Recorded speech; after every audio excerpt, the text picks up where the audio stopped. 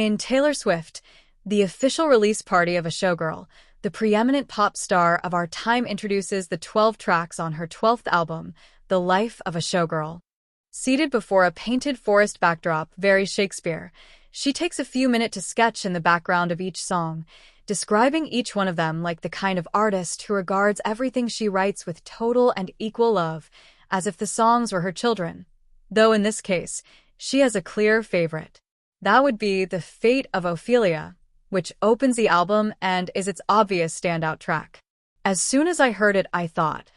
this one's going to kick in and last. It opens with what sounds like Coldplay piano chords, which then expand into a dance groove of infectious maximalism that isn't too far from the wheelhouse of Lady Gaga. It all builds to a hook that won't quit, the exultant way that Swift lets loose on Ophelia. You can tell Swift knows what a terrific song it is because in Official Release Party, she shows the complete video for it, which she wrote and directed, not once but twice. She includes an extended backstage clip of herself at the computer coming up with visual ideas for it, and she sprinkles scenes from a making of The Fate of Ophelia video throughout, so that we keep returning to the song. But Official Release Party of a Showgirl, like the album this 90-minute, in theaters for only 2 days, Taylor Swift special has been designed to market, can't come close to sustaining the high of The Fate of Ophelia.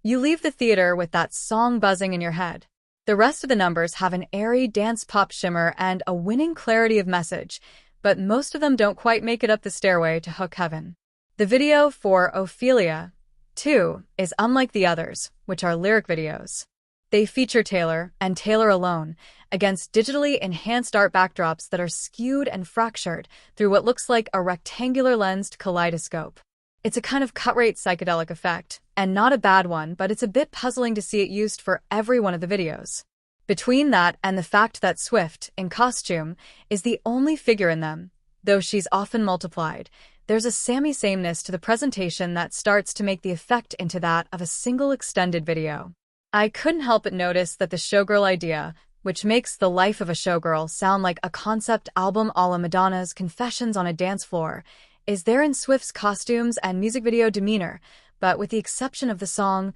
Elizabeth Taylor, If You Ever Left Me High and Dry, I'd Cry My Eyes Violet. It isn't actually reflected in many of the album's lyrics. I raise the issue because Official Release Party, which is launching The Life of a Showgirl as a kind of fan-friendly theatrical weekend bash, let there be no doubt that Taylor Swift has the power to bring people into movie theaters, is less of a cornucopia of imagery than you might expect. The Fate of Ophelia video is irresistible, and it's fun to see Tay, in one sequence of the making of video, decked out in a frosty platinum blonde wig as a Marilyn/Jean Harlow Hollywood chorus girl, dancing on chairs backstage with her comrades. But as the lyric videos glide along, the effect of that kaleidoscope, there's actually an opening title warning viewers about the stroboscopic quality of it, becomes more like animated wallpaper. The stories the lyrics tell can be compelling, and a couple of the choruses approach hook status, like Opalite,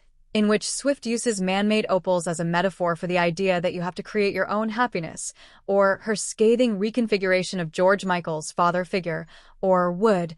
a double entendre, about knocking on wood for good luck, but also the other kind of wood, that had the audience I saw it with laughing out loud. As the latest in the series of confessional/accusatory pop cantos that are Taylor Swift's albums, The Life of a Showgirl has what it takes to connect with her galaxy of fans, but Official Release Party of a Showgirl, while it may become a prototype for how Swift releases albums in the future, $35 million worth of tickets sold in 2 days can't be wrong, is at once a punchy celebration of Swift's artistry and a piece of promotion that just exposes aspects of the album that may not wear so well over time. The song's video, which envisions Tay as showgirls from different historical eras, a cabaret burlesque performer, a busy Berkeley bathing beauty, an artist's model posing for a pre-Raphaelite painting, a Vegas showgirl, is an elaborate multi-set fusion of analog and digital, with intricate sets that feed into each other